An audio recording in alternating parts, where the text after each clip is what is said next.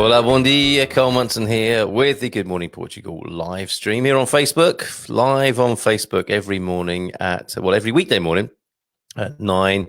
And we're also a YouTube channel and a podcast. So please do subscribe to our YouTube channel and, of course, download our podcast if you prefer to consume the show in that way from all the major podcasting platforms where you normally get your podcasts. We're on most of those now.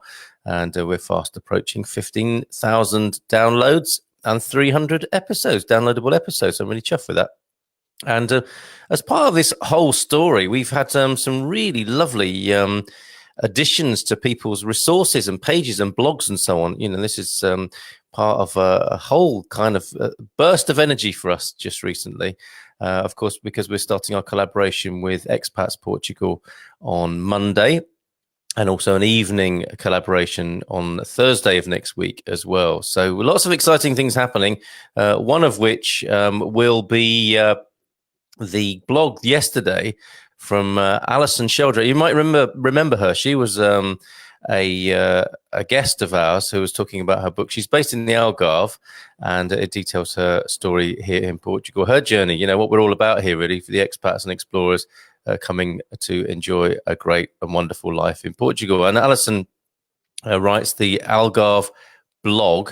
I just want to share that with you just for a moment. This morning, actually, what we're going to do is we're talking to Chris Paradox, who flew into Portugal a couple of days ago. So it'll be quite nice to find out what his experience was. If you know somebody who's coming, if you're watching this from outside of Portugal, you might not like to know what the experience is at Porto Airport. And then also the experience of walking around IKEA in Porto with a Darth Vader mask on, because that's the kind of mask Chris insists on working. So hopefully we'll be connecting with him in a little while to talk about his experience. But, you know, mainly to find out what the atmosphere is like at the airports at the moment. So let's go look at Alison Sheldrake's wonderful blog, the Algarve blog, where she gives us sings our praises basically, and thank each and every one of you for making the show, the live stream, what it is with your contributions, and you can take all the credit for this. Always nice for us here at Algarve blog when you can recommend new links and sites to enjoy. Today we're happy to introduce you to two links that we personally think are great. The first is a daily radio broadcast from the fabulous and funny Carl Munson. How lovely. And what she goes on to say, I've got a witty take on life, complete with a daily briefing on all things Portugal, including the weather, yes, euro rates. What? I better do that today then, and national news, and usually followed by an interview with someone live. And that's pretty much our formula here. And she says, Carl is always worth a listen as you eat your breakfast.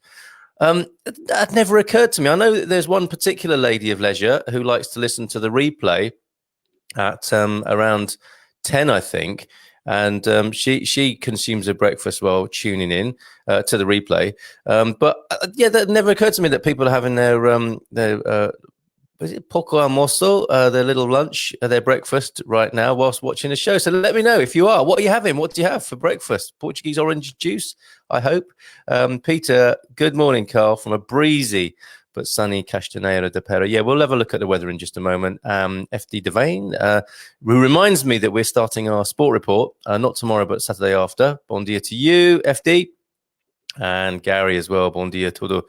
Hello to everybody from Gary. Thank you for your communications earlier on this morning, Gary, as I was getting ready to do the live stream. Great to hear from you over there in Alvazra. And Portuguese with Paulo, it's Fiscal Friday. The words for today are poupar. Yes, I've often wondered what that was. To save and gastar, to spend. Perfect. Fiscal Friday. Yes, we're asking the question as well today after we've done our interview with Chris. Looking at the news, but I was asking the question yesterday, are you a meerkat or an ostrich? Fiscal Friday. Yeah, and it's funny that we should be looking at the euro rates for the first time today as well.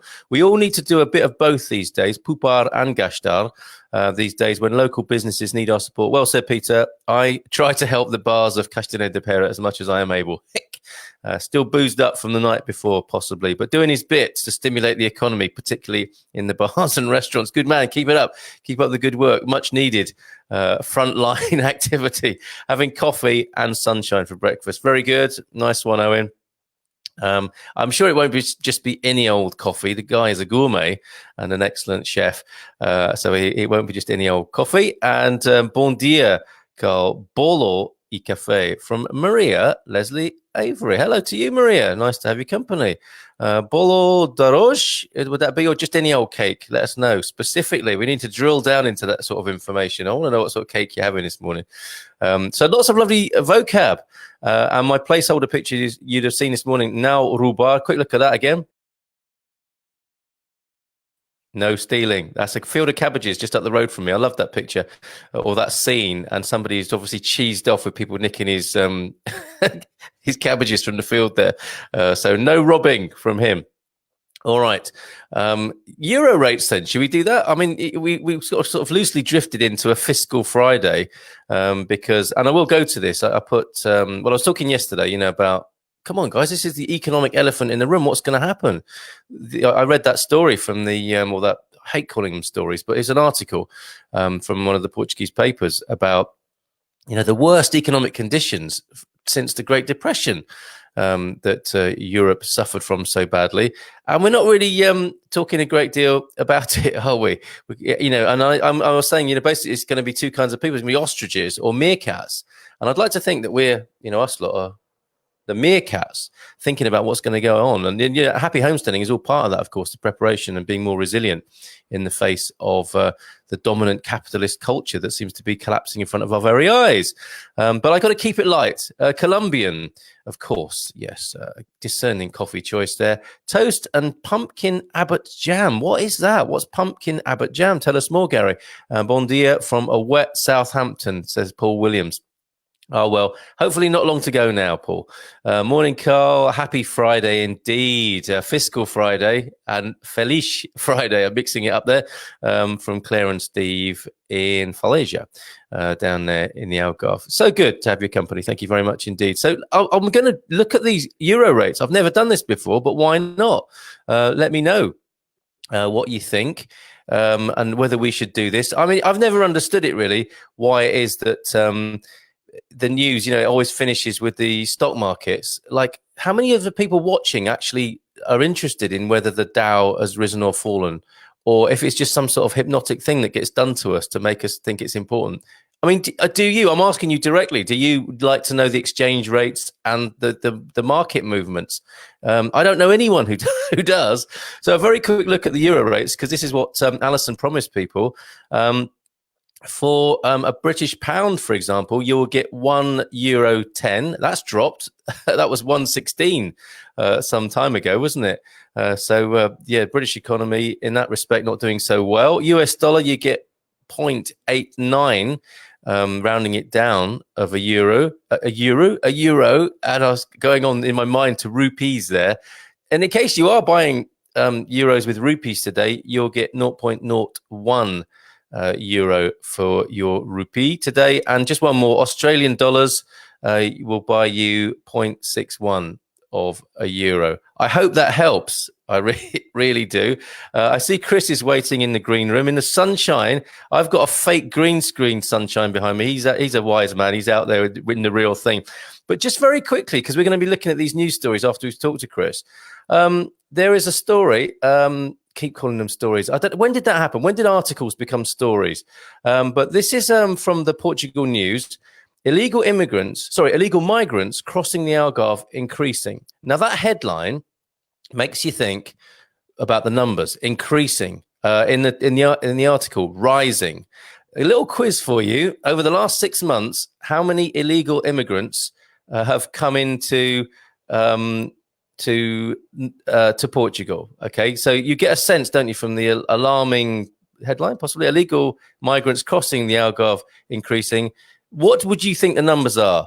Sounds like they're into 3 or 4 figures, doesn't it? And, terrifying people with those sorts of headlines, or at least stimulating their imaginations. But we'll come back to that. Let me know what sort of numbers you think that might mean. So whilst you're pondering that, and you see, I'm asking you in Portuguese there, o que esta em sua mente. And I actually want to do the whole interview with Chris in Portuguese as well. Not really, Chris. I see the look on his face there. But I'm asking you, what's on your mind? O que esta em sua mente? What's on your mind today? Let us know in the comments. It's a chatty Friday vibe.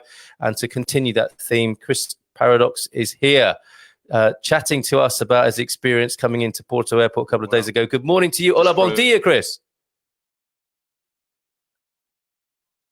Oh, it's a lovely shot of Chris. That should be his. Yeah, maybe we need you closer to the broadband. I think you might be, Chris. I think, look, he's in my front garden. I think he might have wandered. He sat himself in the kids' tree house because I think he liked the look of the tree house, but he's gone too far from the broadband. I think we've got you back now, Chris. Good morning. Hola, bon dia. Yeah.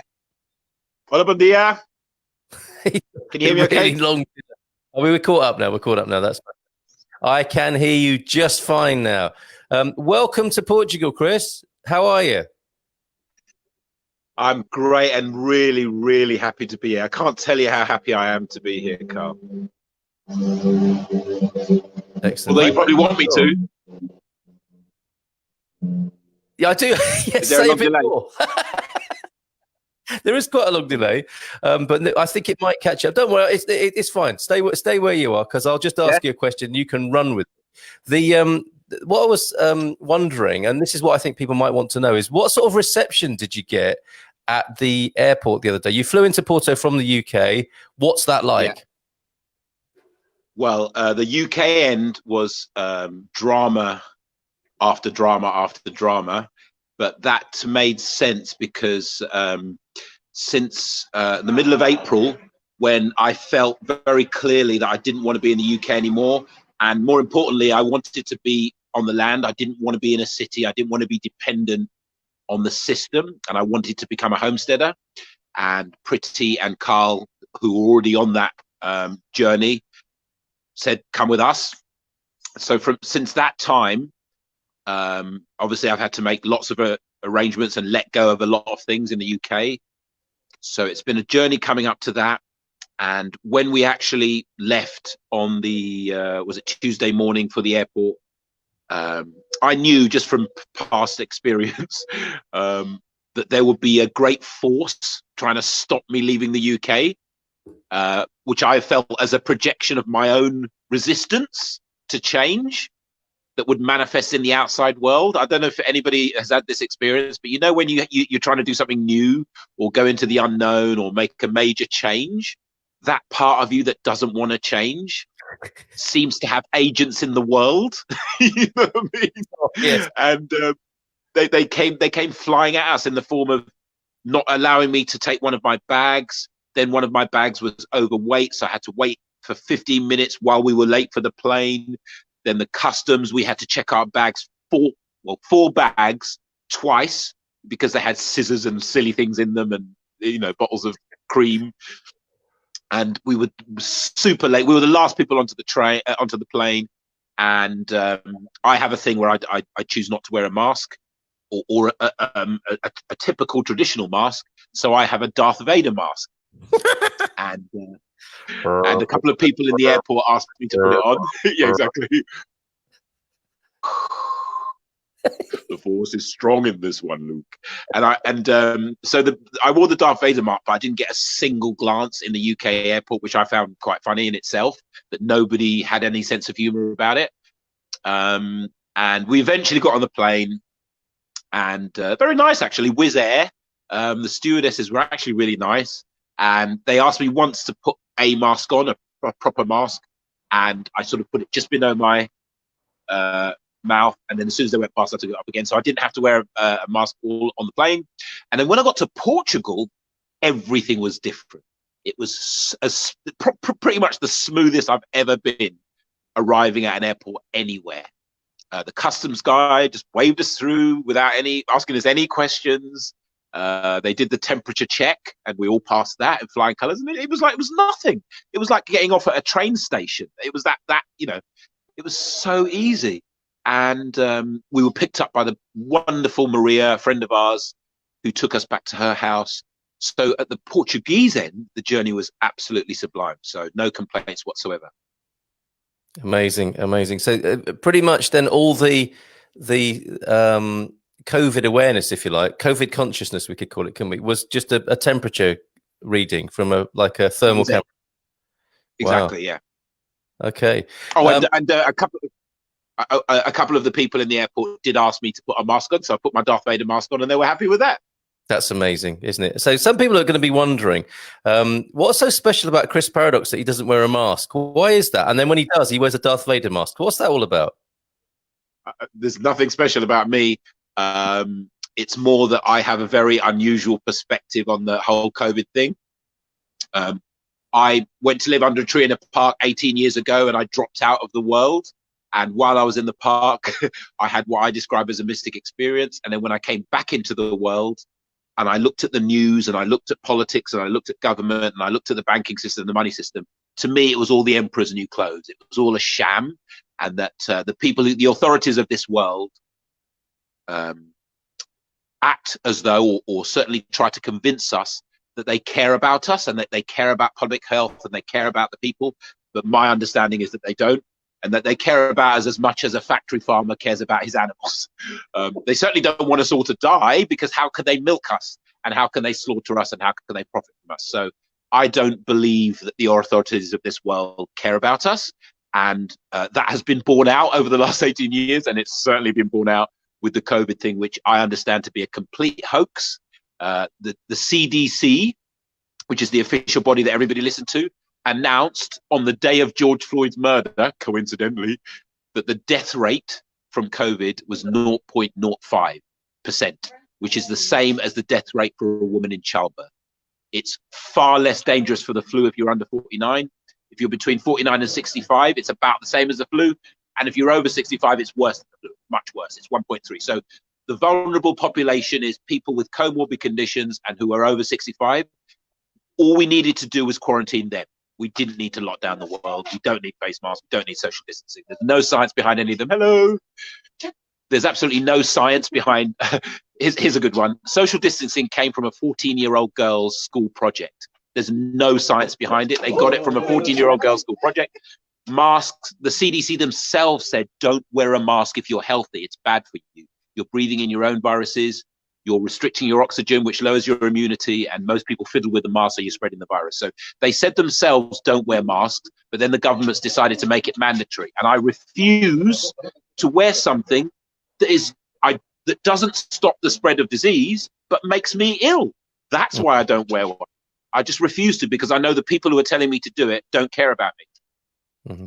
Okay, well, thank you for that. And we are nothing if not balanced here. You've heard a very interesting view there, I think, from Chris. And of course, when we started out on this journey with, that's how we came together really with the Good Morning Portugal thing, was to give people information about the pandemic, the developing pandemic. And Will joined us, and we all took it very seriously. And I think you represent, Chris, the kind of, not extreme exactly, but an amplified version of actually what's on a lot of people's minds. And you've obviously thought about it a lot, and you're backing your case there with some pretty stunning statistics, I have to say. So yes, that may stimulate some discussion among our community here. And I just wish you a very pleasant time here in Portugal. Oh yeah, the other thing, of course, is that after the airport, you went to IKEA, I think. With the further adventures of the Darth Vader mask situation. I'm interested to know how it sounded like, everyone was pretty much deadpan and not getting the joke in the UK. It's like, oh God, what now? Guy in Darth Vader mask, just ignore it. That's the vibe I get for UK. In Portugal, it was a little bit more lighthearted, perhaps? Actually, well, you're right. In the UK, they were very deadpan. In IKEA and the shopping centre, actually, it was very similar because it was a quite a posh shopping centre. So it's what you would call conventional. Most of the people there were pretty conventional, and I would describe it as have accepted the program. And so I got a few dirty looks, and we had a couple of security guards challenge me, and I just pointed out that I have asthma and I actually can't wear one of these masks. It's not good for me, and they kind of let me off. But we did have one person in Portugal, a lovely lady, who looked and said, "Oh, I like your mask. That's funny, Darth Vader. I like it. The force is strong." And we just had a laugh with her. So there was one person there that had a bit of a sense of humor about it and got the joke. And I actually filmed it for a Facebook Live. And a bunch of people who watch my evening show found it hilarious. So there are people that find it funny, but I think most people, it's a bit like, that's just weird. that's just weird. So, that's fair enough, I guess. They've got a bit of a point, I guess. And you probably don't, but collectively here in Portugal, we just don't like Darth Vader. That was the problem. Obviously, he represents the dark side. So, that was it. Exactly. Somebody said to me, it should have been Chewbacca. I think I would have been more popular if I'd have had a Chewbacca mask. And I think that's probably right. And a nice plug for your evening show there. Tell us more about that before you go. What do you do of an evening? It's sort of expound similar theories and ideas and share it with people. Yes. So I do a Facebook Live every evening at 9 p.m. British Summertime, BST, called the End Times Daily Show. And it is an oasis of insanity. Sorry, an oasis of insanity. That's wrong. It's an oasis of sanity in an insane world. Okay. So I see what's going on with COVID, Black Lives Matter, and all of this stuff. It's all what I call a psyop. It's all social engineering and mind control. And I feel like the little boy in the Tale of the Emperor's New Clothes, where everyone has been fooled into believing the naked emperor is wearing these fancy new clothes, and they're all cheering and and I'm like, no, he's naked. And so from that perspective, I sort of talk about the world from the perspective of the little boy in the naked new clothes, and people seem to like it because there are a bunch of other people who see the world in the same way as me. And when all your friends and family believe in the emperor's new clothes and you don't, it's not a pleasant situation because you feel like an outcast. So the show is to provide a space where us outcasts, us weirdos who see the world very differently, can talk about what's going on from our perspective. That's wonderful. 100% agree with Chris, says Owen in Villa de Rey. And Peter, he's not a naked emperor. He's thinking of going the full stormtrooper suit, although it might get a little warm in the sun. It's true, Peter. But then you'll need to drink more beer, which is all good for the economy. Excellent. And, good morning from sunny Fundao, which is a lovely part of the world, Chris, as you're about to find out. Thank you so much for joining us this morning. Really appreciate it. I don't think anyone was expecting that. No, and I was wondering if you were going to let me say those things. So thanks for setting me up, Carl. I appreciate it. It's not about, I didn't know what you were going to say. We will see how that lands with people. Okay. Absolutely. Cheers, Chris.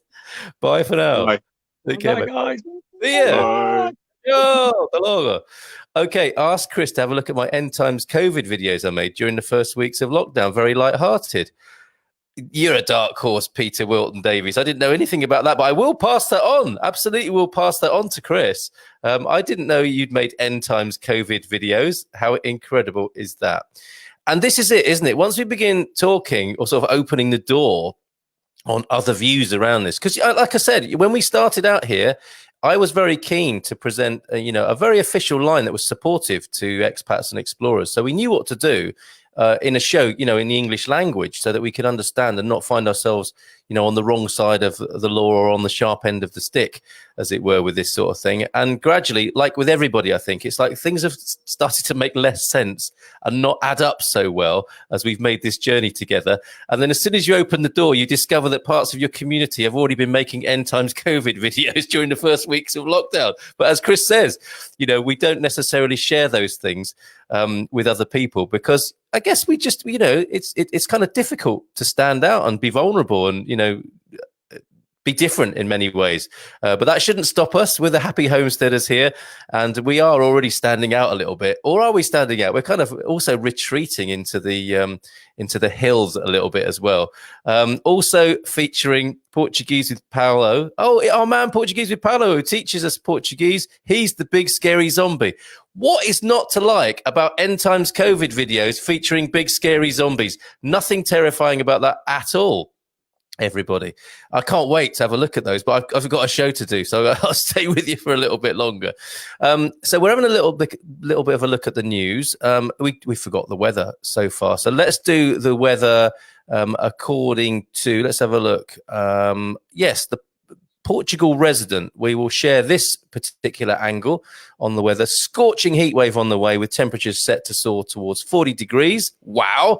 Summer will be starting with a blistering heat wave in Portugal as thermometers could nudge towards 40 degrees centigrade in southern parts of the country next week. Forecasters say temperatures will begin rising on Saturday. That'll be tomorrow, excuse me. Curiously, the first day of summer Curiously, nice. In the Algarve, maximum temperatures will be topping the 30 degrees centigrade this weekend and will continue rising into next week, with Monday and Tuesday expected to be the hottest days across the country. Get ready, folks. Portugal's bathing season officially started on June the 6th, with Prime Minister Antonio Costa travelling to Portimao's Praia de Rocha to head the opening ceremony. Isn't that a funny thing?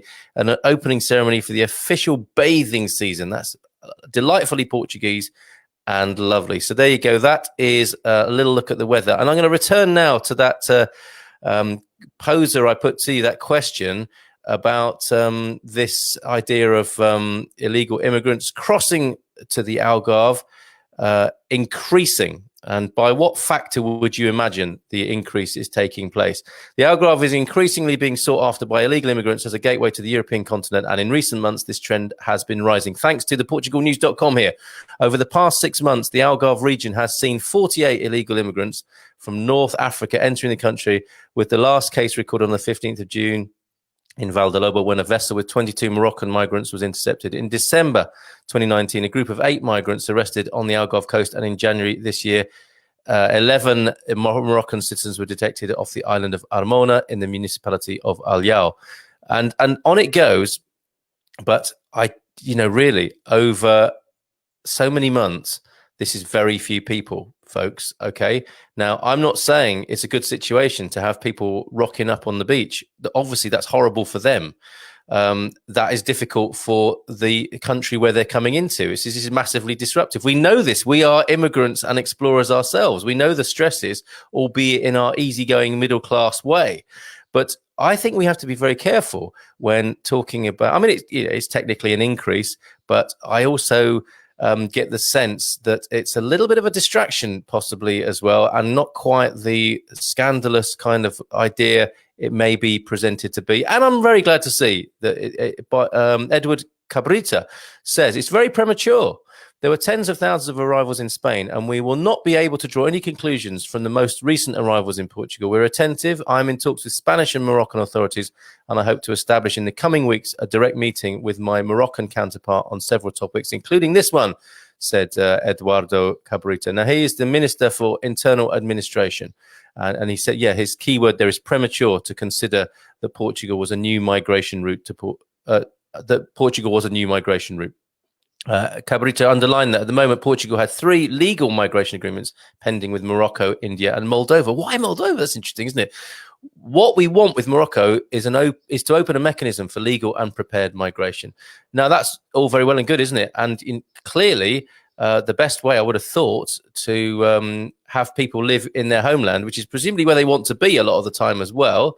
It's not everyone's cup of tea, is it? Like us, to go gallivanting across the world and find somewhere else. Not everyone does that. I think we're in a real minority doing that. But I think if we make it, if you stop sort of bombing people, for example, they might stop leaving the country they live in. I'll just leave that there for the moment and go to another talking point which I raised yesterday. And we have a Casa do Dia. I will be going to Fundão again to conclude the show this morning with a beautiful property from Home Key.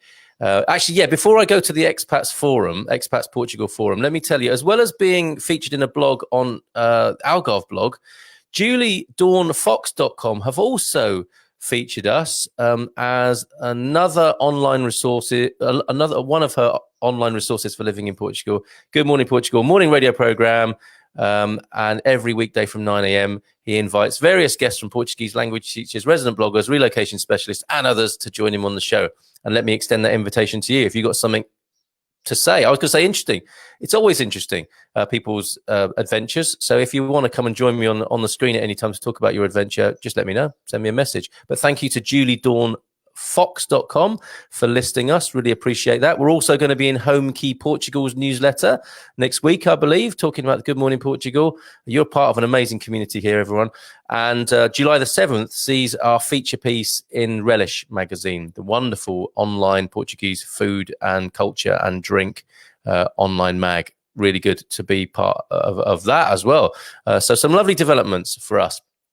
So then let me go now to this to the Expats Portugal Forum, where this whole sort of Fiscal Friday thing came up. Let's have a look at a few comments before we do that. Hi, listening from UK, hopefully back out there August 1st. Sorry, back there August, first time listener. Dave and Debbie, you're very welcome. I hope you have enjoyed what you've seen. A slightly unusual show, it has to be said, this morning, but we're talking about all things to do with Portuguese culture, particularly from the expat and explorer point of view, and especially the happy homesteader vibe as well, which we are particularly keen on, which is, I think, my best bet for in terms of Fiscal Friday for facing the coming economic crash. Let's be honest about it. The economic elephant in the room. Casa del Dia, bring it on. Stop rabbiting, I think, is the hidden message there from Dan Brazier. Will do, Dan. Just quickly going to talk about this talking point that I launched yesterday, and we'll actually have a look at a fantastic response from a Portuguese national to my idea that there isn't an economic elephant in the room. And there it is. I posted that up, a little segment from the show yesterday. Are we turkeys marching towards an inevitable Christmas, or can we become Santa and create the gift of a new society for ourselves? And as I said yesterday, Portugal's economy could tank an unprecedented 15% in the second quarter due to the impact of the coronavirus, and on it goes. And I asked the question, mixing metaphors, which is never good, but I say, are we ostriches as well as turkeys, or might we be more like meerkats and perhaps be a bit more twitchy about a situation that they say in the original article is only comparable to the situation registered during the Great Depression in 1929. I think we need to hold our heads up and have a look at what's coming, guys, and prepare ourselves. And what would this be? Barlavento Expert says, an honourable member of the expatsportugal.com forum, which I do urge you to go to. We are of course collaborating with them. It will be Expats Portugal Monday meetup Monday, this coming Monday, where we're hoping to welcome and join up with a lot more people from that particular community. And folks, if you're not already there, do it. Let's talk about these things. It's much easier to drill deeper into these issues in a forum situation like this than it is, I think, in transient social media. Anyway, Barlavento Expert says, I said it during the 2008 crash, and I'll say it again now, never, in capital letters, underestimate alma portuguesa. And as we found out from Owen the other day, alma is soul. Never underestimate a Portuguese soul. And I'm hoping us expats and explorers in this community are developing a bit of that Portuguese soul and enjoying it and living it. It's going to be hell again, but the country is in a lot better shape than it was 10 years ago. I said on Twitter 9 months ago that the country needs to diversify its economy and reduce its dependency on tourism. This began to happen a few years ago. I believe the country will be one of the better economic performers in Europe over the next 10 years. Thank you very much, Barlavento Expert. Hope I've got that right about you and your name there. And I thoroughly commend and respect and admire your sentiment there, and the mention of the alma portuguesa, which we could all do with a little bit of. Okay, Casa de Dia, bring it on. Let's do that now. Unless there's anything else you want to talk about and add, please do that. And do talk among yourselves. That's what it's all about as well. We are going now to Home Key Portugal, and a look at a Fundão property, very reasonably priced. And this, what are they calling it? They are calling it a country house. Quinta da Força, which sort of carries on in that theme, doesn't it, of the Alma Portuguesa. Força. I believe this is like the Quinta da Força, the power farm, possibly. And just a very quick look at some pictures before we give you a bit more detail. Nice place to store your wood there. And some beautiful stonework inside. You'll be glad of that in the hottest days in Fundão. And isn't it interesting? Portuguese property photography, it is a special genre all of its own. Some fabulous and interesting photos here. There's a blue plastic bag there. I'm only joshing because I think you get a sense anyway. But isn't it interesting, the angles and what's included in photographs in Portugal? Actually, going back to Ali Sheldrake, husband Dave is a photographer, and I've seen some of his. If you want some cracking photography shots, ask Dave. He's a really good photographer. And I think, generally speaking, I'm not just singling out this property, but generally speaking, you know, property photography could do with a bit of a boost, couldn't it, in Portugal? Although I love looking at these very sort of naturalistic and realistic photos as well, I have to say, if I may call them that. Now, what have we got here? Have we got a ford, a pond, an irrigation system? But a very interesting property. Look, that could well be like a natural pool, couldn't it? Like a bio pool. And I'd much rather swim in a bio pool, obviously, with fresh flowing water, than I would a chlorine pool, I have to say. And I suspect a few other happy homesteaders would prefer that as well. Let's have a look at the detail here. Look at that, 45,000 euros, 12,000 square meters, one garage, and a country house, quinta, in Castelo Branco, Fundão specifically, a very inviting quinta with 1.2 hectares of land, good soil, and you will find that in Fundão, a great growing agricultural area, and useful areas divided into several flat parts. Quiet place with great views, a typical case of the photos don't do this farm justice. An ideal farm for a good life in the Portuguese interior. Yes, you had me at inviting quinta. Great for keeping sheep, goats, and or horses. The property has two buildings, one original building from granite stone, which has a new concrete roof with concrete ceiling and is currently used as an open space living and sleeping area by the current owner. The size is approximately 50 square meters, including the roof terrace. The actual living space is around 35 square meters divided into two different rooms. The second building is currently used as a storage for firewood. I think we saw that in the pictures. And as a kitchen, and it has around 80 square meters, including the carport. The building is an ideal place to have. The building is ideal as an agricultural support building. Okay, for hay storage and animal sheds. So this really lends itself to livestock and an agricultural project. Land 1.2 hectares. Large diversity of trees. Check this out. To name a few, 55 olive trees, which did give you in 2019 a yield of 80 liters of olive oil. 18 apple trees, that should do it. 6 different varieties of apple, 20 young oaks, 60 vines, chestnut, loquat. That's like a kumquat, isn't it? A loquat. Perhaps Owen could enlighten us. Perhaps that's a whole show of the different kinds of quat. Quince, orange, almond, pomegranate, nut, and fig trees. It has an abundance of water from its own spring, which is kept in a large pond. That was what that picture was. And a granite stone square well, and the excess water running through the land. The water is always growing from the spring. Okay, so that doesn't dry up by the sound of it. Water from own spring and mains electricity connected. Great access just off the tarmac road, and you enter the property via a gate. Property is completely fenced off. Again, excellent for agriculture. You won't have a massive fencing job to do.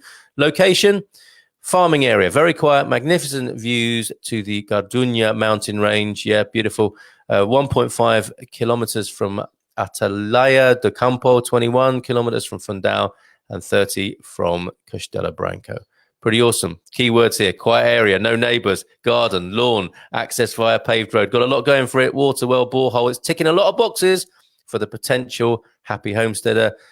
Talk to Melanie Grunio, who in my correspondence with her is very nice person, and I'm sure she'll help you. 934-850-145, reference here, Hotel 390 for the Quinta da Força, sold here, marketed here by Home Key Portugal, whose properties we like to look at, and very much in the homesteader vibe. So let's leave it there. Just a quick look, see if there are any further comments. No, you've all gone quiet. You've all been very, very good. I don't know if you've been stunned by what Chris had to say. Or I don't know. I don't know what's gone on, why you've all gone quiet. Had a busy week, nodded off over your breakfast. But let's leave it there then, shall we? And maybe continue the conversation in expatsportugal.com. Why do you choose what I like? I guess we're on the same wavelength, though. It's a nice one. I don't know if you'd seen that one before, but that is a beautiful pad, isn't it? I can see you there with your occasional pop-up restaurant and kitchen experience. It'd be lovely to sit underneath those eaves where they've currently got all the firewood stored and have a little bit of a cantina vibe going on. I can see you cooking up a storm there. Busy listening and admiring the lovely stone property. Absolutely. And that is a favorite now of Owen. Yeah, okay. I will wish you a bon fin de semana, a good weekend, and look forward to being with you on Monday, when we will, of course, be joined by the Expats Portugal community. And Dan says, just finally, Chris was 50% spot on, in my opinion. Great house, by the way. Okay, yeah. I mean, this is the thing here. I feature bom fim de semana, Carl, para todos os adeptos de Good Morning Portugal. Abraço. That's beautiful. Have a good weekend, Carl, and to everyone else, the adeptos, the adepts, I guess, the followers, listeners of Good Morning Portugal, and a hug from Peter. Chris was 50% spot on, in my opinion. Great house, by the way. Yes, Dan. Interesting. You know, I think it's really important that I don't editorialize here. I'm very keen to showcase people's ideas, contributions, shares, etc., and have a conversation. I think that's what's missing from social media and from a lot of the kind of media landscape. You know, it's not for me to tell you what to think, is it? That how patronizing would that be?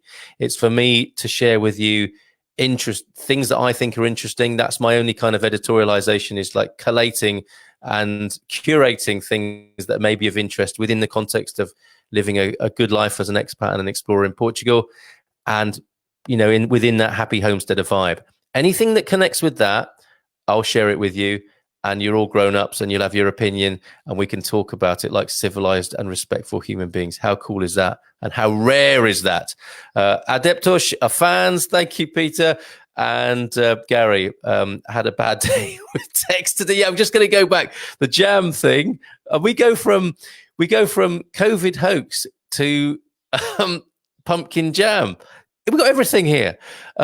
Toast and pumpkin Abbott jam. That was actually abobora jam, not Abbott jam, just in case you were thinking that it was non-vegan and actual Abbotts were used in the making of that jam. It's a big conversation, what Christopher said. Too long for here. Let's have that somewhere else then. Expats Portugal Forum, perhaps. Getting ready for match day. United. Which one? Sheffield, Leeds? I'm guessing Manchester United, right? And Sport Report is coming a week tomorrow. And tomorrow night, of course, Gary, I think you've got your bottle lined up. Afonso Henriques, first king of Portugal, as Filomena told us yesterday. Eloise will be taking us through a tasting of this tomorrow night at 9 o'clock on this very stream. And I'm looking forward to that. Mixture of Barga, Merlot, and Loriga grapes. And apparently she's going to do it all in Portuguese. Only kidding, Eloise. Not really. She had a spat her breakfast out if she heard me say that. Bom fim de semana. Sorry, waffling now. Take care. Bye for now. Até logo. Até a próxima.